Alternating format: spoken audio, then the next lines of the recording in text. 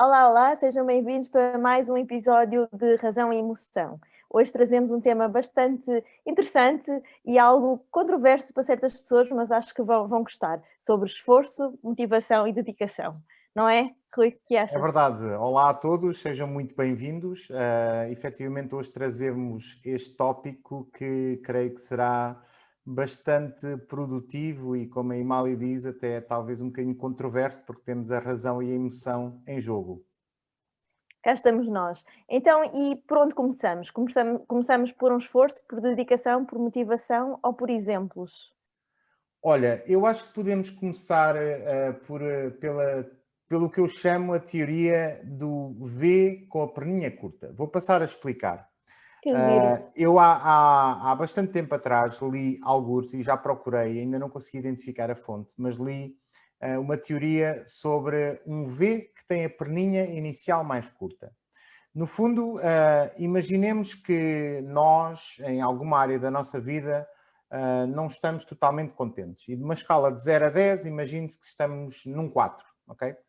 Esta teoria do V invertido diz que nós, para irmos do 4 ao 10, primeiro vamos ter que ir ao 2 e só depois é que vamos outra vez ao 4, ao 6, ao 8 e ao 10. E a verdade é que isto é algo que eu tenho reiteradamente assistido a acontecer na prática. E passo a dar um exemplo. Imagine-se um caso de alguém que quer perder bastante peso. Imagine-se alguém que quer perder 40 quilos, por exemplo.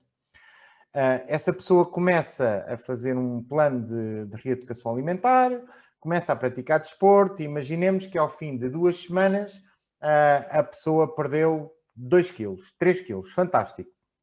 O problema é que esses 3 quilos não foram suficientes para efetivamente a pessoa sentir uma melhoria substancial na sua imagem, se calhar já se sinta um bocadinho melhor, mas a pessoa que estava no 4 porque sentia excesso de peso, neste momento, ao contrário do que se possa pensar, não está no 5 ou no 6, está no 2 ou no 3. E porquê?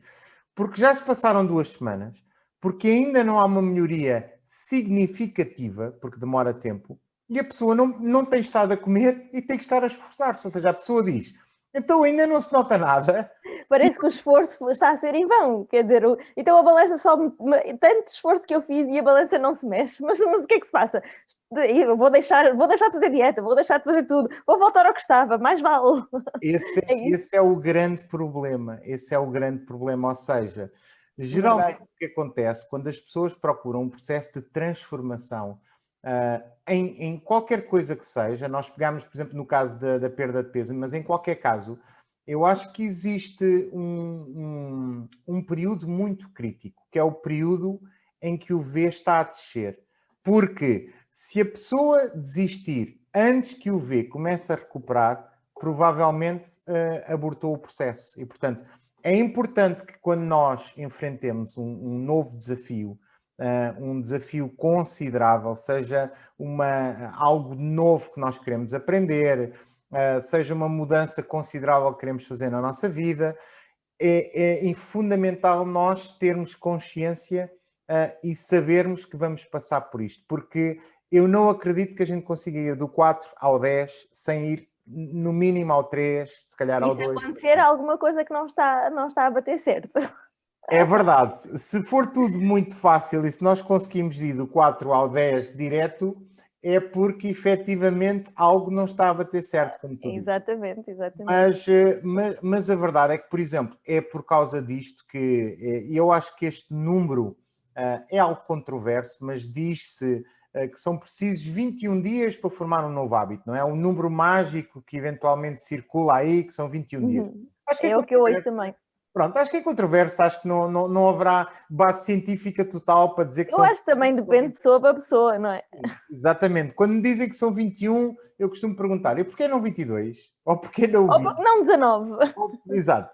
Pronto, mas independentemente do número de dias, eu acho que o conceito é bastante bom, dos 21 dias ou outro qualquer número, mas acho que o conceito é espetacular porque o conceito permite à pessoa que o V deixa e que o V suba. Portanto, o objetivo é que esses 21 dias sejam suficientes para que a pessoa sinta pelo menos tão bem quanto sentia antes de ter iniciado o processo. Com uma vantagem, é que agora está em tendência de subida e não em tendência de descida, não é?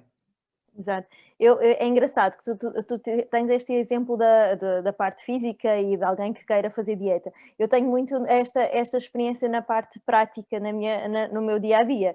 Ou seja, cada vez que a pessoa vem à consulta de psicologia, é engraçado porque claro que querem logo uma melhoria, querem logo sentir-se bem, querem logo que. E eu começo logo por dizer: não se esqueça que está num processo de transformação, está num processo em que uns dias vai se sentir bem, outros dias vai se sentir mal. Claro que no dia que vem, se estiver muito estruturado, pode ser que se sinta bem, mas não quer dizer que na próxima vamos pegar em coisas que realmente incomodam, vai chegar a casa e vai se sentir bastante mal, vai se sentir mais em baixo, vai se sentir desestruturado, e depois sim, vamos começar realmente a ter notar progressos e melhorias na própria problemática, na própria personalidade. Só que isto, mais uma vez, não é de um dia para o outro, é uma coisa que se vai construindo, como estávamos aqui a falar, porque as pessoas têm muita tendência, e eu acho que na sociedade 2 é isto, é o aqui e o agora, é o quererem logo o resultado daquilo que se está a fazer. Eu acho que tem muito a ver também com as nossas tecnologias, é um clique e já está. E acho que esta mentalidade também não ajuda muito à resistência e à paciência e de ter aquela motivação e dedicação que tanto queremos falar de atingir algo. E mesmo isto, então, principalmente um processo psicoterapêutico, por exemplo, é um teste à paciência, é um teste à dedicação, sem dúvida. E às vezes chegam lá e dizem: mas eu não estou a ver nenhuma mudança no meu comportamento, mas eu não estou a ver nenhuma mudança. E fazer outra vez o reboot, reset, e ok, vamos lá então reanalisar, reavaliar. O que é que nós conseguimos atingir até agora? Ok, então, mas para chegarmos a algum sítio, primeiro temos que desorganizar para voltar a organizar.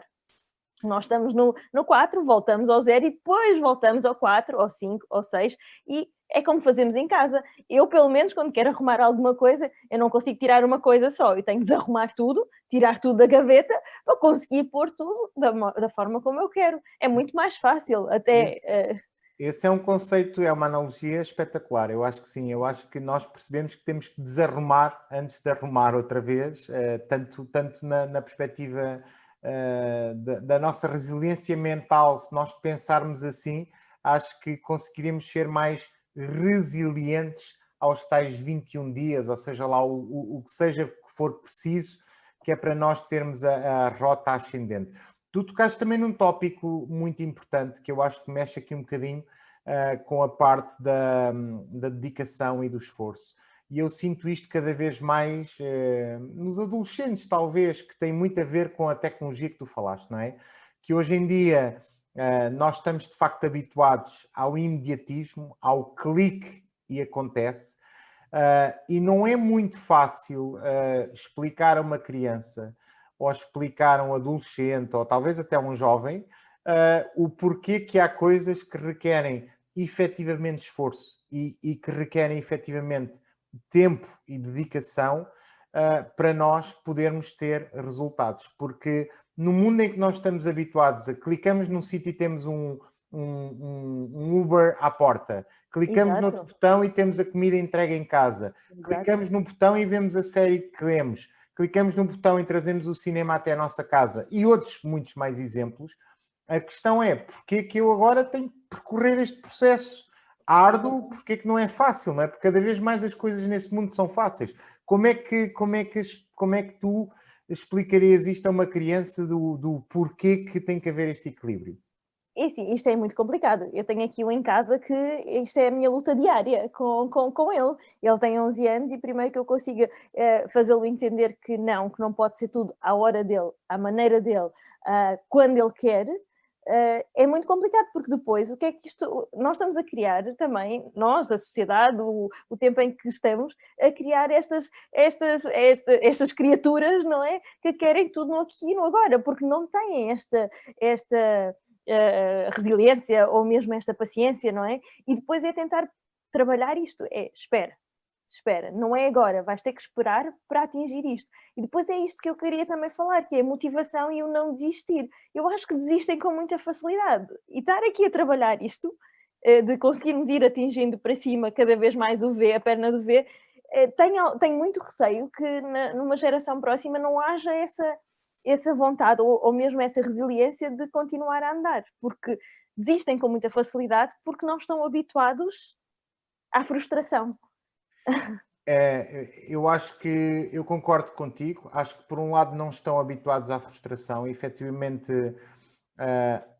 acho que isso dava uma outra talk muito longa. Eu estava a tentar não falar disso, mas acho que não consegui resistir. Não, Eu não, também acho que sim. eu acho que foi muito importante teres falado disso. E, efetivamente, o tópico da frustração, eu acho que começa tudo porque acho que cada vez mais se protegem as pessoas da frustração.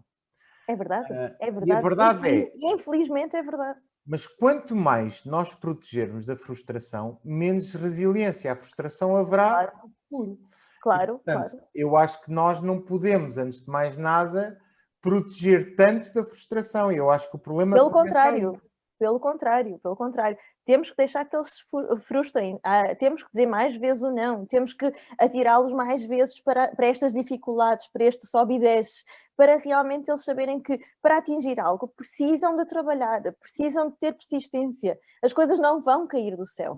Mas Imali, e eu acho que aqui há um ponto muito importante de falar, e que é o teu caso e de todas as mães, que eu costumo dizer, que é, às vezes é muito difícil das mães cortarem o cordão umbilical virtual e deixarem as crianças, falando de crianças especificamente, mas às vezes é um bocadinho difícil de cortar esse cordão umbilical virtual e de deixarem-nos expor à frustração. E eu às vezes presencio esse tipo de situações, porque eu acho que nós todos, ninguém gosta de dor, não é? Claro, Mas, por claro, outro evitamos. lado, há uma frase e a qual podemos explorar, e explorar em profundidade, que tem a ver com o no pain, no gain, não é? Não, sem dor não há ganho.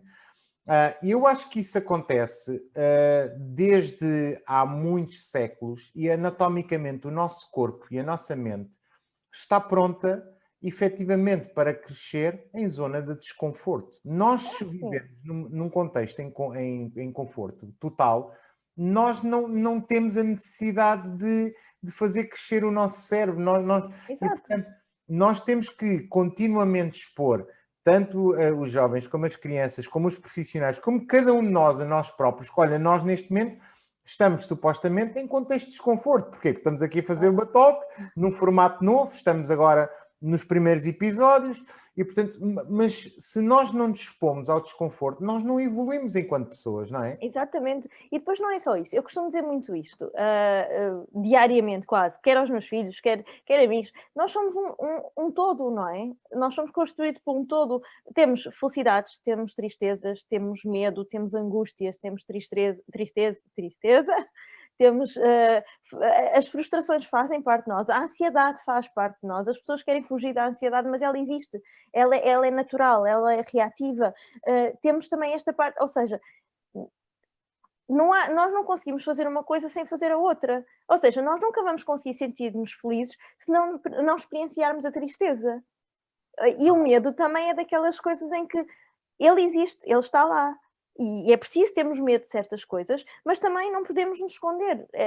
E é aí que vamos aprender e vamos sentir que estamos mais confiantes porque conseguimos ultrapassar um obstáculo, outro obstáculo. E é isto que também temos que ensinar os nossos filhos e mesmo às vezes, mesmo nas empresas, isto é importante, não é? Que é, ok, eu estou a dar este objetivo. Mas eu não sei porque nunca fiz, não sei se vou fazê-lo. Então, está na altura de o fazer. Excelente oportunidade para crescer, não é? Exatamente, é daquelas coisas que nós falamos, as pessoas têm medo de arriscar ou têm medo lá está, têm medo da crítica, têm medo disto, mas só saindo da zona de conforto é que vão conseguir fazê-lo. E depois há Ah, a outra parte em que se não conseguem à primeira, a vontade de desistir é muito grande, ou seja, voltamos outra vez à frustração, porque não estão habituados a lidar com a própria frustração. Olha, mas também há aqui uma outra questão, que é, tu estás a falar do tópico da motivação.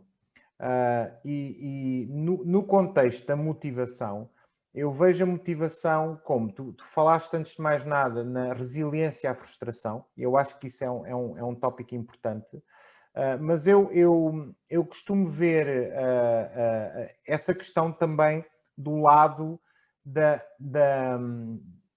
quanto é que nós, de facto, conseguimos visualizar e de quanto é que nós queremos. Porque, repara, e eu vou falar mais uma vez no processo de perda de peso, porque eu tenho um processo passado de perda de peso de dezenas de quilos e da sua manutenção no meu dia-a-dia. É o mais complicado. É verdade, porque perder peso é um projeto, mantê-lo é um processo para a vida, não é? Exatamente. E felizmente já há mais de 4, 5 anos que consigo estar estável e portanto é um processo. Está de parabéns, porque é mesmo, é preciso força de vontade, mais uma vez. É verdade. Mas tocaste agora num tópico importante, que é, eu durante o processo de perda de peso e mais recentemente depois de ter perdido, tive várias pessoas que me abordavam que queriam ajuda, que queriam perceber, que queriam replicar o processo. E eu o que lhes perguntava porque é assim, qualquer pessoa que queira perder, qualquer pessoa que tenha excesso de peso, todos eles querem perder peso. Todos eles querem perder peso. Toda a gente quer perder peso. Verdade, quando tem é excesso verdade. de peso. E, portanto, aí estamos todos iguais. A diferença é quanto é que de facto querem. Porque há uns... Porque querer todos querem.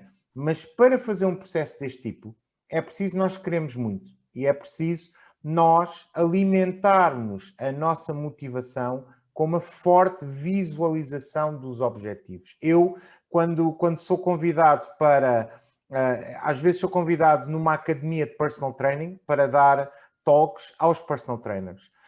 E sou convidado porque a grande parte dos personal trainers eles nunca foram super obesos. Há alguns, mas poucos foram super obesos. E então eu vou lá para lhes dar a perspectiva do super obeso. E eu costumo dizer-lhes, vocês não precisam dizer a um obeso que o obeso precisa de perder peso. O obeso Isso ele já sabe. Isso ele já sabe. O que vocês têm que fazer vocês têm que alimentar a sua motivação para que esse alimento seja maior do que a frustração. Porque se a frustração em algum momento for maior que a vontade, o processo vai abortar. E como é que se alimenta a motivação, por exemplo, neste contexto? A motivação, pergunta-se à pessoa, olha, quanto é que quer perder? Eu quero perder 50 quilos. Fantástico. Vamos imaginar que hoje é sexta-feira, vamos imaginar que acorda amanhã com menos 50 quilos. Como é que vai ser o seu fim de semana? Conte-me. E temos que levar a pessoa, no fundo, a abrir-se, não é? Portanto, o que é que a pessoa está hoje a deixar de viver ou o que é que a pessoa está hoje a deixar de fazer por causa do excesso de peso? E temos que ajudar a pessoa a visualizar. E a pessoa diria, olha, eu iria fazer isto, olha, eu iria ali, olha, eu ia fazer isto. Ok, então bora, vamos os dois fazer isto. Vamos combinar um dia e uma data para fazermos isso, ok? E, portanto, aqui estamos a obter um compromisso. E nos momentos em que a pessoa estiver em sofrimento, nos momentos em que a pessoa estiver em frustração, são esses os cordelinhos a puxar. Portanto, o tópico da motivação que tu tocaste, é verdade que tem o vetor da frustração e das pessoas desistirem, mas se calhar as pessoas desistem porque a sua visualização e o alimento que deram ao quanto é que queriam foi inferior à quantidade de frustração que a atividade gera. Eu concordo contigo, 100%. Acho que aí não há outra coisa que eu pudesse acrescentar melhor.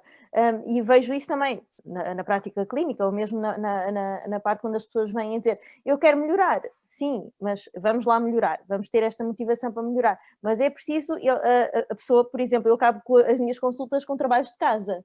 E porquê é que são estes trabalhos de casa? Não é porque eu sou professora, porque eu não gosto de dar trabalhos de casa às pessoas.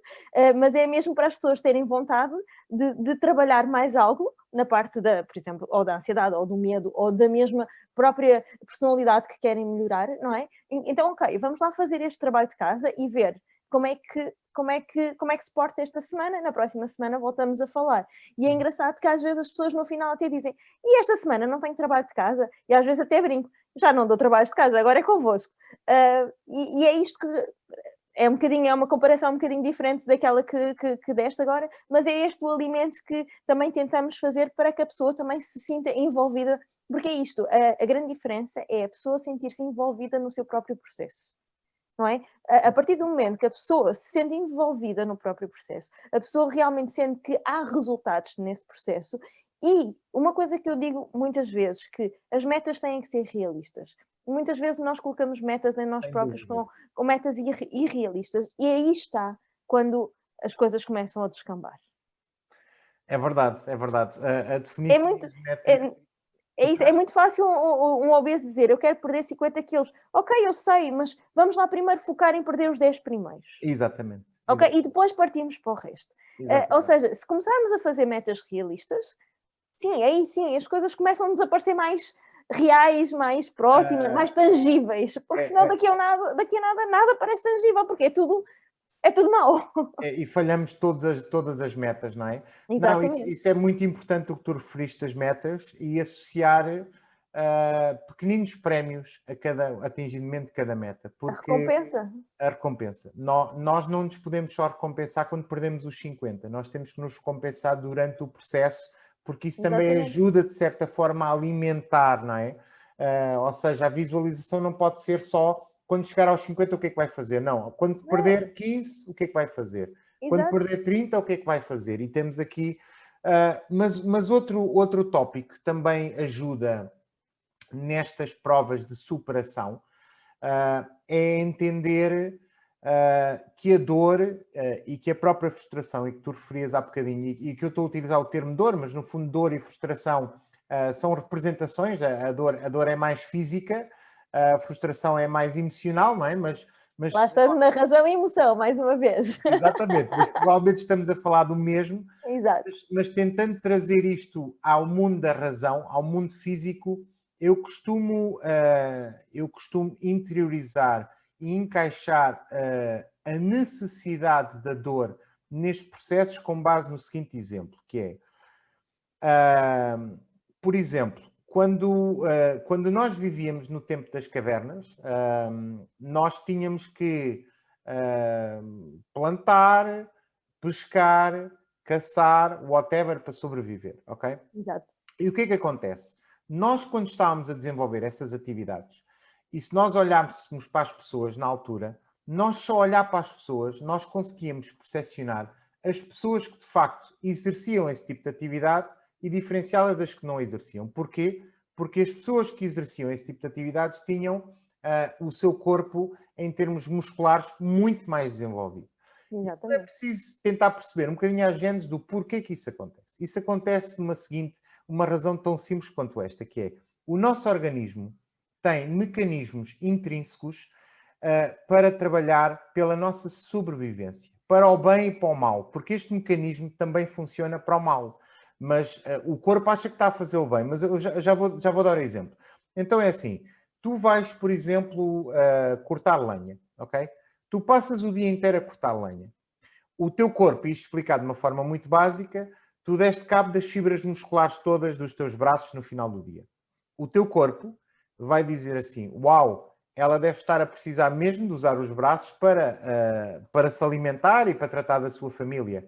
Quando as fibras musculares são reconstruídas, elas são reconstruídas mais fortes, porque o teu corpo sabe que tu vais precisar desta utilização destas fibras, ok?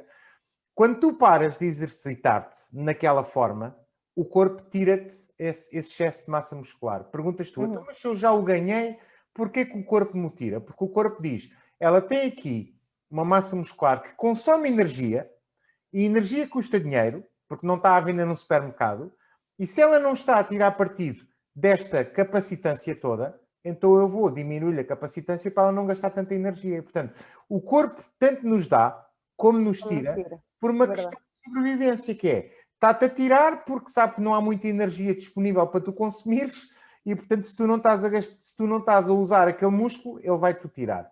A mesma coisa no cérebro. Se nós não capacitamos o nosso cérebro, o nosso organismo tira-nos capacitância e quem percebe isto consegue justificar a dor, que é, de facto, para o nosso organismo nos dar mais, ele tem que percepcionar que nós estamos em esforço. Porque se Exato. nós não entramos em esforço, e agora já um bocadinho a reta final, indo um bocadinho para o princípio do que tu dizias, que é, quando não há dor, é porque de facto alguma coisa está errada.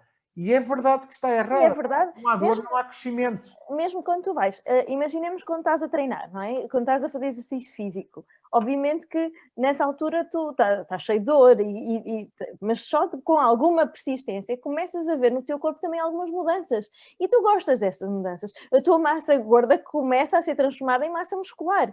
E é tudo isto que está. Mas é com esforço, é com dedicação, é não desistindo, é ir um dia de cada vez. O mais importante aqui também é irmos um dia de cada vez. Não vamos ter todos os dias bons, não, obviamente que não. Não vamos ter todos os dias maus também.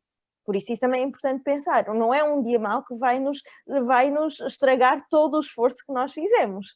Mais uma vez, se realmente estamos sempre a tentar treinar todos os dias, ou a maior parte dos dias, se há um dia que eu não quero treinar, não estou bem, não é por aí que isso vai resumir toda a minha semana. Não, nós temos direito a ter dias maus, da mesma forma que temos os dias bons. Só que aqui o que eu costumo dizer é que o balanço tem que ser positivo, temos de ter mais dias bons do que dias maus. E aí isto é que nos tem que dar o impulso para continuarmos, para não desistir e para que este V da perninha curta não fique só com a perninha curta.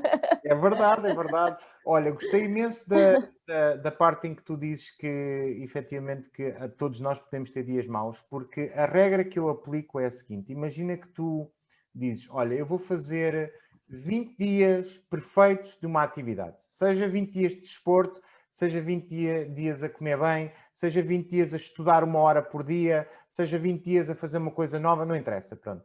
O que eu costumo dizer, e a forma que eu me digo a mim próprio, é: não é no primeiro dia que tu falhas que tu destruíste o processo. Exatamente. Tu destróis o processo, na minha exigência, na minha ótica de ver, tu destróis o processo no segundo dia seguido em que tu falhas o processo. E eu vou-te explicar porquê. Porque tu, no primeiro dia que falhas o processo, tu interrompeste o processo. Mas se tu retomares no dia seguinte o processo, tu continuas. Se tu falhares 2 dias seguidos, tu começaste um novo processo de falha. Portanto, no primeiro dia, tu não começaste um novo processo de falha. Tu interrompeste o processo A. Se tu, entretanto, começares a repetir os dias de falha, então aí sim iniciaste um novo processo de falha. E, portanto, eu acho que com este mindset há espaço a acomodar uma falha, não é? Claro.